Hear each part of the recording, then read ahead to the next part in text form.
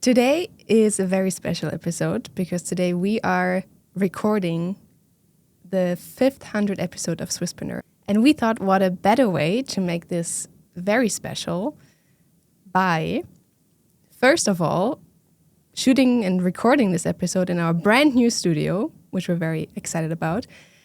And second, to have the one and only Silvan on this podcast and on this episode and talk with him about everything that has happened at Swisspreneur since the last time you were on, which was in 2022.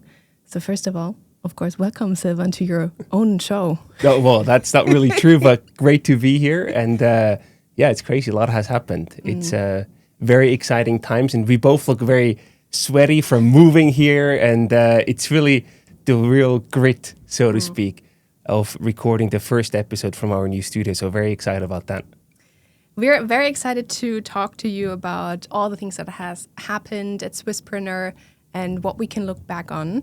But first, I just mentioned 2022 was the last time you were sitting in that seat, on the other side, basically. And at that time, you were CEO at Rentouch. 2022, today's 2025. What has happened since then for you personally? Yeah, it's crazy. It feels like a long time because a lot of stuff happened, but also if you think of 3 years, it's not that long, right? No, yeah. So Rentouch, we had a very good run there with a great team. We were able to sell the company actually in 2023. Yeah, exactly. I'm a bit bad with years and numbers, but yeah, we sold the company in 2023. Then I left the company, took a little break to travel, to think about Swisspreneur and what we can do there. And then last year, so in summer 2024, I started another software company called Delos Analytica. So that's what I'm working on today. And I also moved to Portugal in the meantime. So a lot has happened. Small little detail. Exactly. What is Delos Analytica exactly? It's basically a tool for public affairs. So usually large companies, they have issues and stakeholders that they want to monitor. Let's say Coca-Cola, for example, wants to enter a new market. Let's assume they're not in Switzerland yet.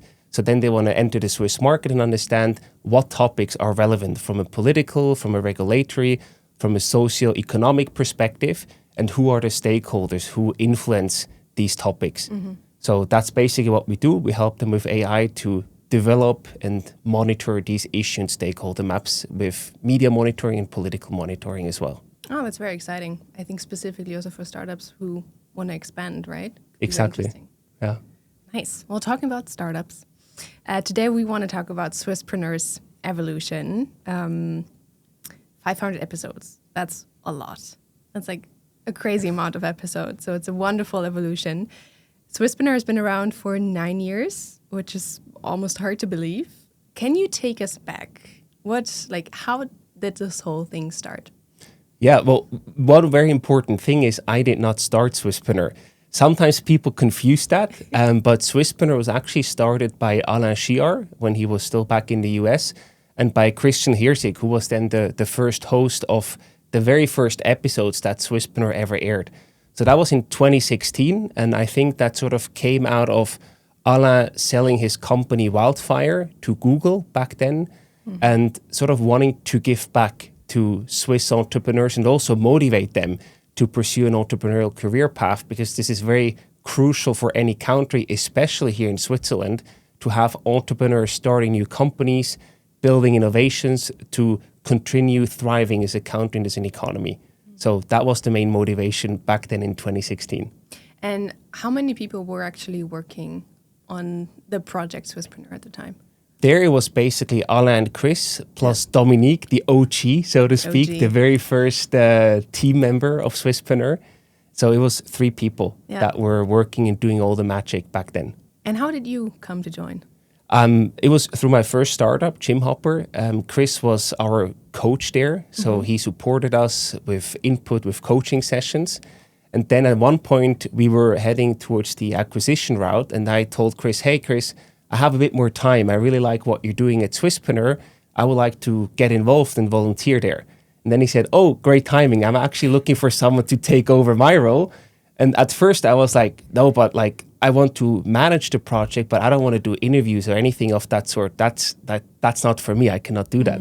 So first we then looked for a host, and then it didn't work out with the first host that we recruited. And then I remember Chris giving me a call. I was at my grandma's place back then, and he told me, I think you should do it. Why don't you give it a try? And I said, Chris, I cannot do that. Like, why? I have never done any interviews or anything. Why would I do that? And then he pushed me a little and said, let's do the test interview and then test episode. You interview me, and then we show it to Alain. And if he likes it, you get the job, basically. And if not, we just tried, and we didn't lose like much time. Yeah. Then we did that. It went very well, and was a lot of fun to interview him. And then I took over from there. And at the time, was it like, did it look the same as it looked now? Because I remember it was also more video content, I presume? Yeah, Chris did video interviews. And then when I took over, that was in 2018, we switched completely to audio. Basically because we didn't really have too much of a budget. So we had a few little sponsors, and audio was way cheaper to produce than video, obviously, because you would need almost half a day of recording to pursue the same quality that Chris did with the videos. And we wanted to release more episodes compared to just once a month. And therefore we switched to save costs, save time. We switched to an audio-only format, which was sort of the right time to do so, because the podcast wave was sort of coming over from the US to Europe and Switzerland. Yeah.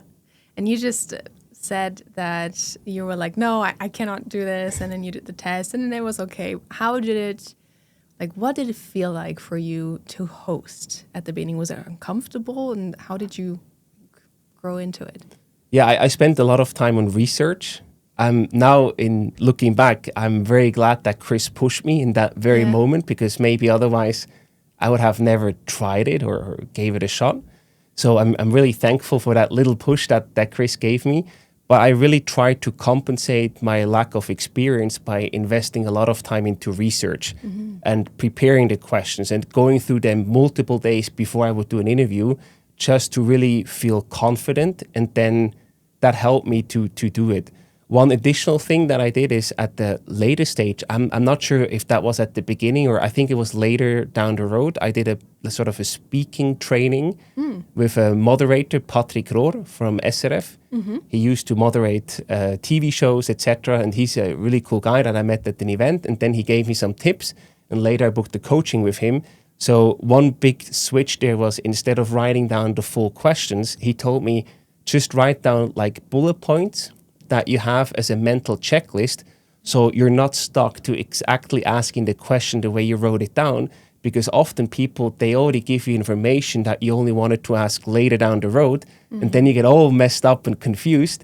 So that little thing, that little tip from a professional helped me to get better. And then by getting positive feedback, by doing it a few times, there's also certain confidence that builds from there, and then it gets easier.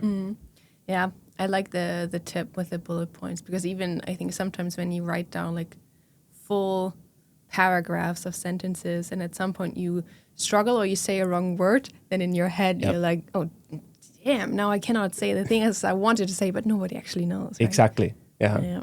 And I feel it's a bit like if you try to communicate something, it is way harder. It takes way more effort to say the same thing with fewer words than saying it with many words, because it takes effort to subtract words but still not lose meaning.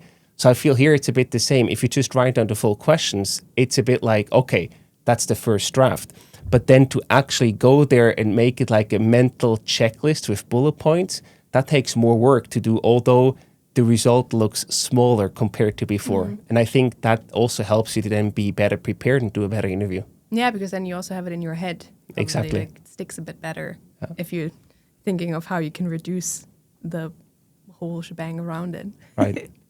And then, so it was Dominique, you mentioned already, the OG team member. And then, of course, you had to build the team around it, build the dream team that could do the work.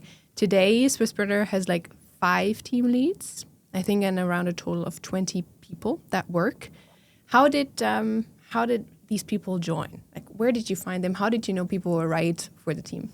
It was a very organic growth. When we started out in 2018, it was basically my roommate, Lars.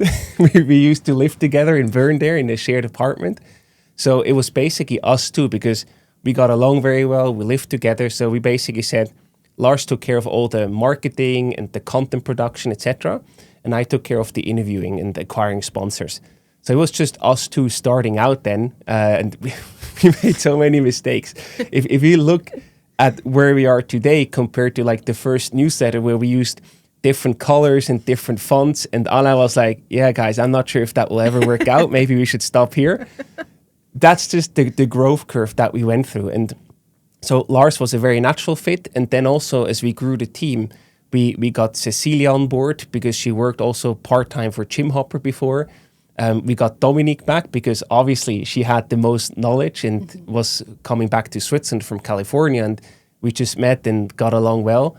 And then the additional team leads and also team members then were basically people I either worked with before or people who knew people from our team. So it was a very organic growth. Like then when Pascal, for example, joined us, Lars was living with him in that same shared apartment, and that's how they got to know each other. And then he brought him in. Or Björn, he was very involved with Jim Hopper. So it was just a natural fit with his skill set, his dynamic and everything that he would also join Swisspreneur. So it felt like a really natural sort of reunion of people who shared the same values, who are amazing human beings and who just said, hey, I like doing what you guys do at Swisspreneur. I believe in that cause and I want to be involved. And talking about values, this is something that I think, what was it, like 3 years after you joined, you actually sat down and you were like, okay, like, we need to define some values because something that's also very special is everybody or most of the people do it voluntarily. So they all do it on the side of their main jobs. So you need some like shared values and a mission that people, you know, can define, like associate themselves with. What was it like defining those values and how do you think that they reflect the mission of Swisspreneur? That's a very good topic because normally you would define them very early on, right? So we would basically assume that like there are already values there from before I even started, or at least then with a little team, we would sit down and define them. But it actually took these 3 years in because we never felt that it would be necessary to talk about them because we sort of all implicitly lived up to them without even talking about them. So then as we started to grow, we also said, hey, maybe we should host like a team weekend where we get together and also reflect a bit and set out goals. And that very first team weekend we did in Switzerland. And then we sat down and we said, let's do a value session just to openly talk about what is important. Before we met, I sent out a survey where everyone could sort of select their top 10 values. And to my surprise back then, now it makes all sense, but to my surprise back then, it was very clear what the values are of our team. So we all selected very similar values together. And then we talked about them. And we then also tried to summarize them in one sentence, because if you just have the value excellence, for example, okay, what does that mean? You then have to define the meaning of that. And we said, go the extra mile for quality, basically. So we then just talked about that in the team. And also that was super easy. We just came up with the right sentences and everyone was like, yeah, this feels like a good description to us. So for us, those values, they lived among us implicitly. And then we just put them down on paper and created beautiful value posters, and we repeat them every all-hands meeting, every quarter, etc. But it was way easier than expected because I felt they were already there. We just had to write them down. I think it really helps also to put them into a sentence because, like you said, I mean, excellence can mean something different for everybody.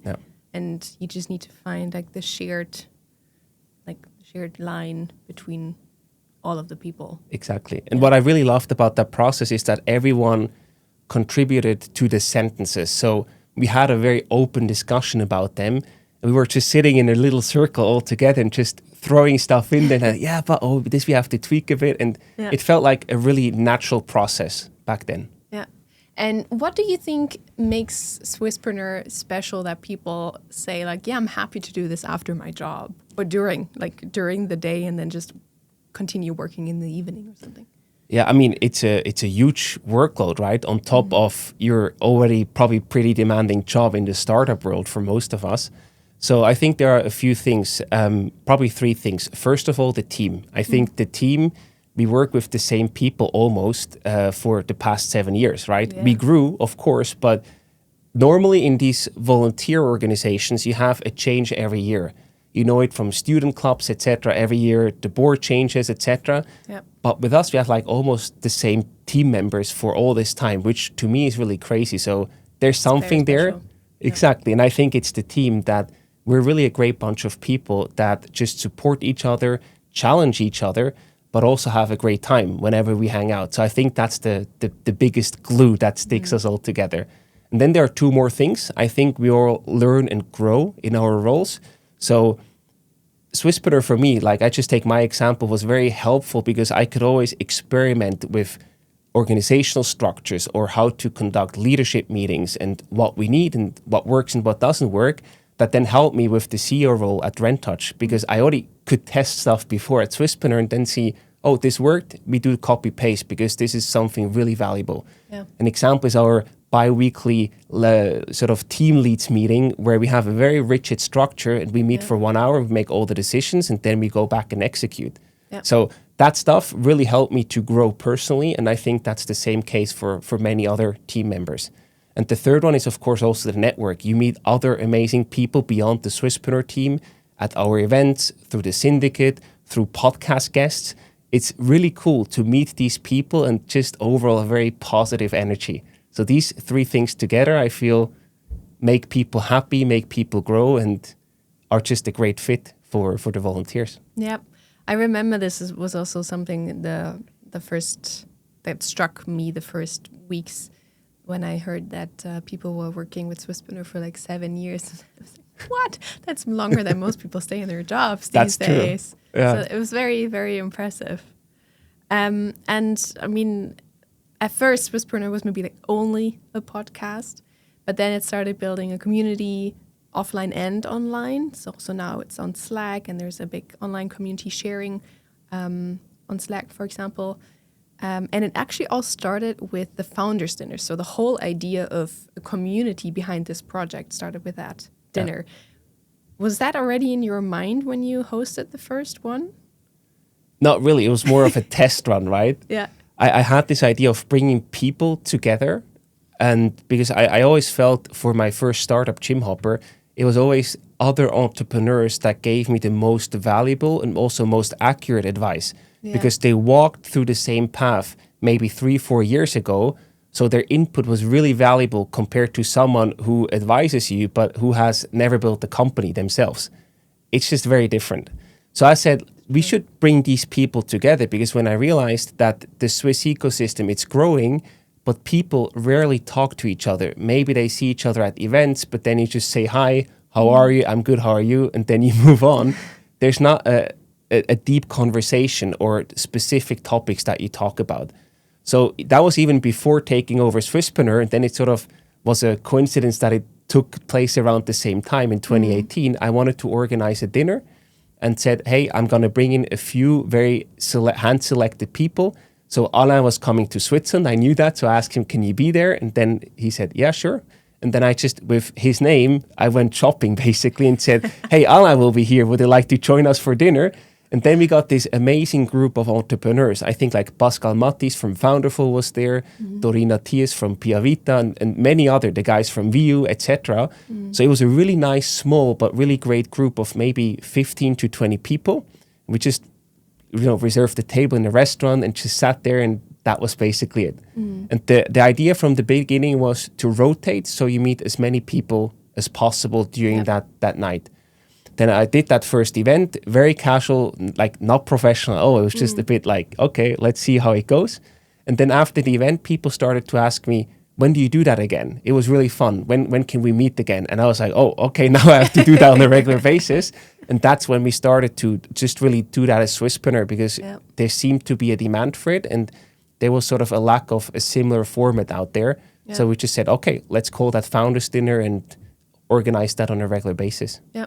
Now, when you look at the events, I mean, how many people do we have at the at the dinners, for example, after, I don't know, Startup Days or Start Summit? Yeah, usually there we are between 35 and 40 people. And the biggest events are the cruises. So the scale-up cruise in Zurich is usually around 150 to 170 people. But all still like hand-selected. That's a really important point. That was something I was just wondering because, I mean, if we now look at the ecosystem, there's so many. I feel like, honestly, I could go to an event every night. For sure. I could save so much money on food. I could just go to all these aporos. But then sometimes I wonder, like, what makes the events of Swisspreneur still stick out? Or how can we also make sure that we still deliver quality to people that is necessary? Because, I mean, if there's great things out there, we don't need to copy them. Sure. But like, what can we do or what do we do that still people show up? I think it really is the focus on quality, that you focus on having the right people there. So we see ourselves as a platform where we bring the right people together, and then automatically by bumping into each other whatsoever, magic will happen. So often it's now the case that like people try to copy Swisspreneur. That was happening with the podcast or now also with the events, and that's okay. And that's a great sort of accomplishment. But for us, it really is the quality. So you can copy the format, you can also do a rotating dinner or whatsoever. But in the end, it is about knowing who can contribute in a valuable way to the crowd and who is better to not have there. No offense, but just some people try to sell their services or whatsoever, and that's just simply not a good fit. So there, we have to be really strict, and Dominic is doing an amazing job with her team in doing that to really ensure top quality people there. And I think that's the recipe for success, together with the rotating format that you meet different people. Yep. And those two together, it's the winning combination for us. And I mean, we can really see from the responses also that the community events are so successful. And I mean, the team is now 4 people, the community events team, because it's such a big demand, which is great. And also you look at the Net Promoter Score, right? We started doing that very early on, always tracking the Net Promoter Score. And consistently over the past now, like almost 7 years, we ranked above 80 or even 90, which is insanely high. Like this is a world-class NPS score, and it just shows the format works, people like it, and there's value there. So as long as these NPS scores are high, I think we should just continue the way that we do it. Yeah, and if not, then at some point, I think we're also flexible enough to see like, okay, what is interesting now to the people? And since we have this big amount of startups also in our community, I think we have over 800 community members. So of course, thoughts went on like, what else can we do for these people? And in 2021, on a sunny rooftop bar in Lisbon, you shared your idea of a syndicate for the first time.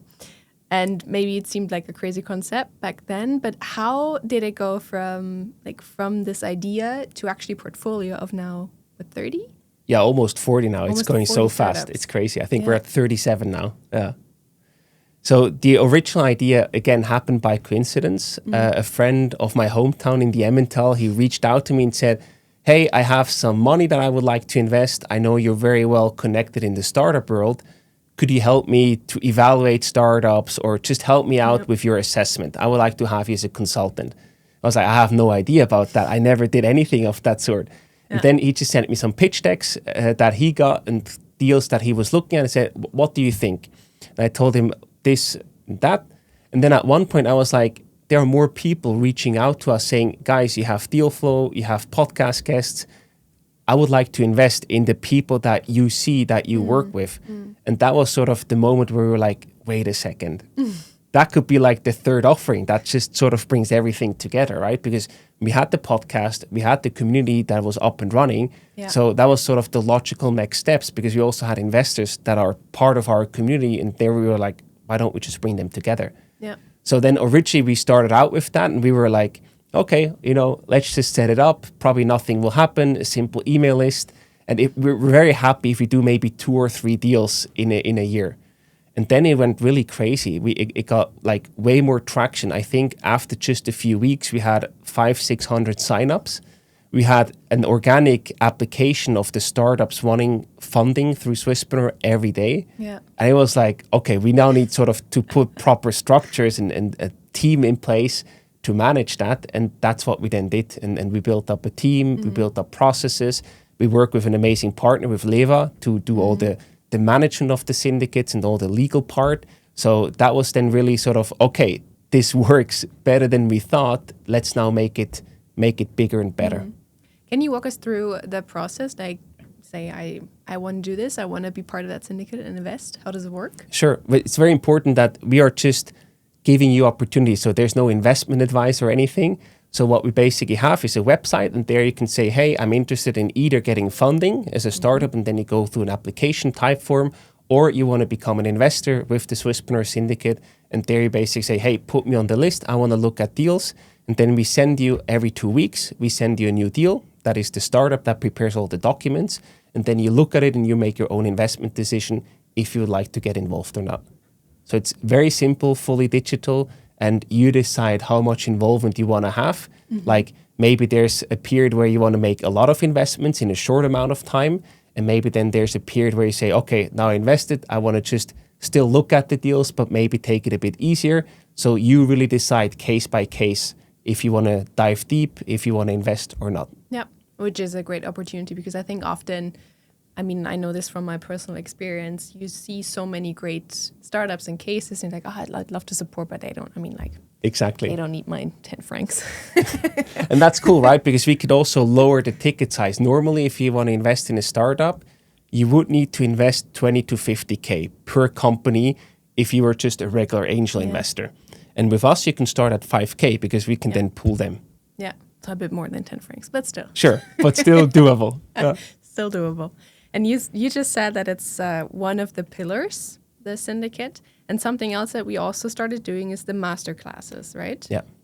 Do you want to tell us what are those? What is a Sure. masterclass? So back in the days, we had this very important strategic decision. That was also a decision we had to take at the first team weekend, where we were like, okay, the podcast is running well. We started working on the events. What do we do from here? Do we go to Germany? Do we go to Austria and expand geographically? Or do we stick to Switzerland and we focus on additional offerings within Switzerland? And we decided for the latter because that's where we are home, where we have a network and where we can really build a brand. So on the content front, that is our first pillar. The second is community and the third is the syndicate. On the content front, we then said, okay, we have the podcast, but in the podcast, it's difficult to have a lot of additional value where you have like a course, a bit like at university or someone teaching you something. You often have inspiring stories and you have key takeaways from it, but not like building and developing skills like in a course. So then we said, let's do a masterclass. And that was also a coincidence because then Pascal Koenig and Sophie Lamparter, we were very close. And they also said, hey, we have this fundraising information, like a platform, we would like to integrate it. And then we said, how about doing some videos? And that's then how the first masterclass on fundraising was born. It was, again, a lucky coincidence of the right people meeting at the right time. And then we just tried out the new format and we measured. And until today, we still get a lot of positive feedback about that specific fundraising masterclass where people say, why do you offer that for free? I got so much value from that. And that's exactly what we strive for, right? We want to help startups for free to make them better, and hopefully that contributes to that. So it was just a content diversification strategy on the content front. And I checked the numbers, and actually the most recent one, which was on Founders Agreement with Talent Kick, got over 3,000 page views in the less than a month. Yeah. Which, I mean, shows that people really appreciate this That's kind true. of content. Yeah, and there we also have a great partner with Talent Kick that helped us to also spread the word, and I think that's an amazing collaboration. Talking about partners, how do you what is the strategy behind the partnerships that we have? Because we have many different partnerships, many different players from ecosystem to more corporate.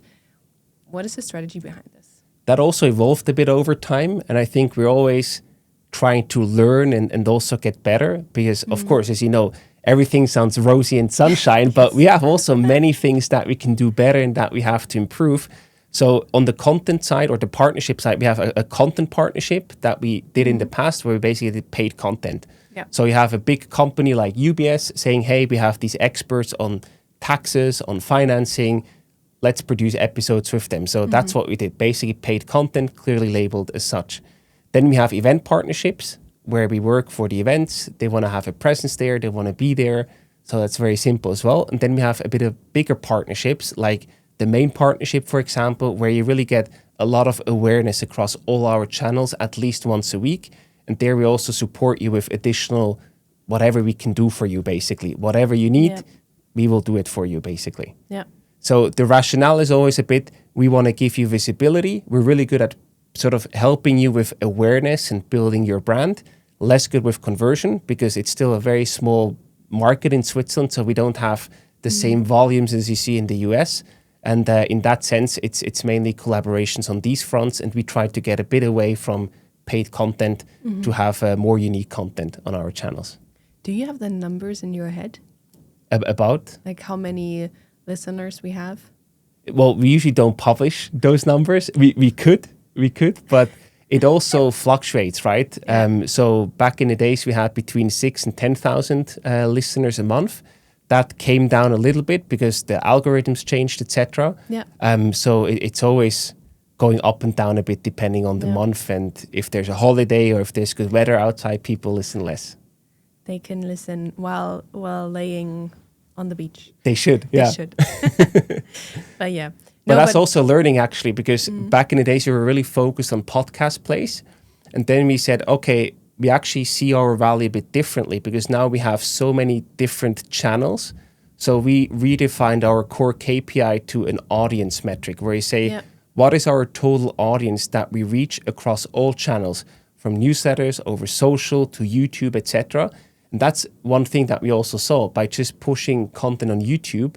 We had a lot of very good organic reach there. So that's also why we now start to double down a bit more on YouTube compared to the traditional podcast, which will still be available. But we also try and experiment now with YouTube, for example, because that can move the needle proportionally or disproportionately higher than just keeping the podcast promotion going. And I think that's also really interesting for the partners because they can share their brand across these channels or say on which channels they would like to focus on and then also see which channels work well for them. Exactly. And for us, it's very simple. The bigger our audience is, the bigger the value that Swisspreneur can potentially bring to your brand. It's a very simple math game in that sense. Yep. Are you still, or are you ever playing with the thought of growing into the DACH region? No, not anymore. I mean, we could potentially, but for us, it's clear, like there are so many players in all these markets. Yeah. And for us, we really want to be number one in Switzerland. Yeah. And therefore, we want to continue doing all the pillars that we have and do them very, very well. So that's the go-to strategy for us. What would be more interesting is not per se expanding to the international markets, but attracting more international listeners because most of our episodes are in English. So there's not a big barrier to do so. And I think that would be more interesting to attract these listeners and then also give them the Swiss perspective and actually make them realize maybe entrepreneurs from the US or the UK or from Dubai or wherever in the world, hey, Switzerland is a great place to do business and might be a great headquarter for my company. So that's sort of more the angle that I see while still keeping the focus on Switzerland, making more global entrepreneurs aware of our content because I think it could also be valuable for them. Yeah. And talking about like thinking international, a lot of our team are also scattered. I mean, you said yourself, you moved to Lisbon. So the team works remote and most of the people are remote as well. How do you think personally that a team of remote volunteers manages all this complex and challenging work? I mean, it is a constant struggle. There are things that go wrong because it's just, you cannot avoid that. But overall, I think it's two things. One of our core values is efficiency, to get more done with less. So I think because we are all volunteers, like we really cut unnecessary stuff. Like if we have a team leads meeting scheduled, but there are no issues to discuss, one day or on the day that we have the meeting, we just say, hey, we have nothing scheduled for today. Does anyone have anything urgent to discuss? If not, we just skip that meeting. And then it's just one hour back that you can either go out and enjoy the sun or get some work done, right? So there, I think really the efficiency part is key. And then also the trust part, right? That we all say we're in this because we want to be in this. There's no money involved or anything. And we basically just get the stuff done because we enjoy that. And then accountability, that's another core value. We really have to walk the talk. That's how we define it, that we hold each other accountable and say, I'm going to do that. You can count on me. It will be done. And if it's not done, we tell each other and we hold each other accountable. We also had cases where that was not the case and it didn't work out. So then these people might not be the best fit for the Swisspreneur team. But overall, that's how we work. So a lot of flexibility, focused on efficiency, but also accountability. And that's how you probably get stuff done in a team, because you really have to hold these values up high and follow them, so everyone also holds them up high and follows them. Otherwise, it doesn't work. It has, and I think you really need to trust also that people get their stuff done because they are on a different schedule than you are. Just because they're not next to you, they're not in the same job, they do something different, they have a different schedule, but they will get it done in their time. And if not, they'll let you know. Exactly. And that's perfectly summarized. Yeah. That's everything you need to know, really. Exactly. Right? Yeah. So, modesty aside, how do you think that Swisspreneur has actually played a role in developing entrepreneurship in Switzerland? I mean, that's our mission, right? We want to develop and advance entrepreneurship. I hope we have. The problem there is it's really difficult to measure that. Like, in what way have we developed or advanced it? The only thing that we can show you is like the growth number in terms of the audience. So we have now an audience that is above 40,000, which is great, and which also grew significantly compared to the days when we started out. We have more and more people attending our events. We hear success stories from people who say, hey, I listened to your podcast. And because you had also people from like the legal field, for example, Chuard is one of these examples of our very first syndicate investment. And then they said, Swisspreneur was the reason why I started a company, because you made it sound so accessible and so possible that I actually thought I can also do that. And even if you have only one story, I'm sure there are more, because you heard more of these stories. Only if there's only one story like that, I think we succeeded with the mission, or at least got a bit closer. Yeah. Maybe also a little shout out if everybody has like stories to share. Please let us know. We're always really happy to hear them. Absolutely. It's very motivating for us to keep on doing what we're doing. And looking ahead in the future, what is Swisspreneur planning? Maybe in the immediate future, but also 10 years. Sure. Are we still existing in 10 years? What do you think? Hopefully, in one form or the other. I think the immediate next steps are, as you said in the introduction, we're recording this from our new home. We are now at the Novo campus at the Circle here at the airport in Zurich. And this is really like the next milestone, because as you said before, we are a fully distributed team. We had always a podcast studio, or we went to the guests in the very early days to their offices.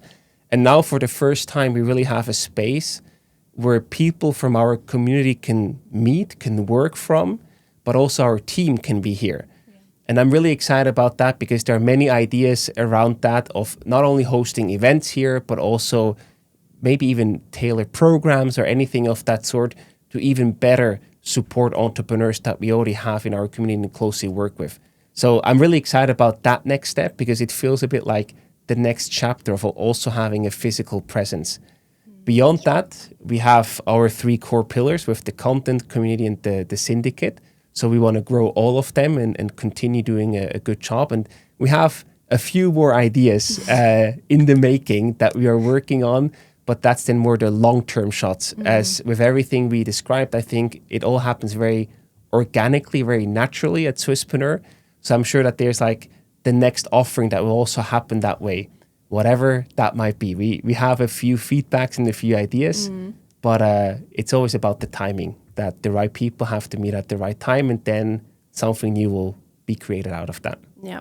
And we just released a book also. So now we're also amongst the authors. Exactly. So this is also something exciting. That's also super crazy, right? We also thought about doing that for years already. And then Helena really pushed the project forward, based on the podcast that we record, etc. And she just made it happen. That's so cool. And we are now recording this, and tonight we actually have the book launch party. It's just unreal sometimes to see what is happening on so many different fronts and levels. What are you most excited about What's coming up? Like I really, me personally, I'm really excited about the space here at Novu to have a physical home where we can meet, where we can hang out, where we can organize meet and greets with the podcast guests, because they will all come here now. That's true. And I think that's a very special environment where you can start to generate a vibe that is hard to match. It will make this a really unique place, I think. That's my hope. That's what's exciting to me. And before we obviously finish this podcast, how we finish every podcast with a rapid fire question series, is there anything that you want to share with the audience? I mean, for me, honestly, it all looks so amazing. You know, what Swisspreneur has built, what Swisspreneur has done. And for me, the most important thing is a big and amazing thank you to the whole team, because every single person that goes out there in the morning or in the evening or even at night to support Swisspreneur and work for Swisspreneur in their free time, that really means a lot. And I think we all together contributed to where we are today. And every single one of us has made a huge difference to bring Swisspreneur to where we are today. So just a big thank you to the most amazing team in the world. All right. Then I would say let's finish this with the rapid fire questions. First of all, Silvan, what's your favorite team memory? Wow, there are many. It's mainly around our team weekends. I probably take the most recent one last year in Portugal, where we were just out in nature up in the north, and we were jumping from cliffs into the cold water, and we had amazing dinners, and it was really nice. Like for me, it's always about the team weekends where we talk a little bit about business, so to speak. But most of the time, I remember when we went to Serbia, we were just sitting by the beach all afternoon and playing cards like a group of old people. It was amazing. You know, we were just hanging out, talking about life and just having fun. It was wonderful. Yeah. And talking about the team weekends, so the team gets together every year for a short trip. What makes you all get along well as friends, not only as co-workers? I think it's really the shared values. I think that we are all great human beings, and we see the others also as great human beings, and that sort of connects us. Yeah. What's your favorite part of the book? Wow. I love the visual part of the book, because you always have a lot of like pictures from the startups that we covered. Yeah. And I think that really gives people, of course, you have a short text to read and to learn more about. There's a link to the podcast, etc. But I think that really good content combined with the visual parts, with the pictures, gives it a unique touch that I really like. And last but not least, what's your favorite personal productive tool, software, app? For me, probably one of the guests that we had on, the Notion calendar. It's now Notion. It was called Cron back then. Yeah. From Raphael. I think that's a really good calendar app that sort of rules my life a little bit. And on top of that, I work with Superhuman for emails. And I think those two really help me to get stuff done. Brilliant. Well, then, in that sense, I will check out these tools now and schedule my life. And thank you so much, Silvan, for sharing the story and for taking us along the last years and bringing us to where we are today. And we're excited to hear the next 500 episodes. I wanted to say, on to the next 500. And thank you, Merle, for really stepping in here and making Swisspreneur even greater. It's a huge honor and pleasure to have you on the team. Thank you for all your hard work. Well, thank you.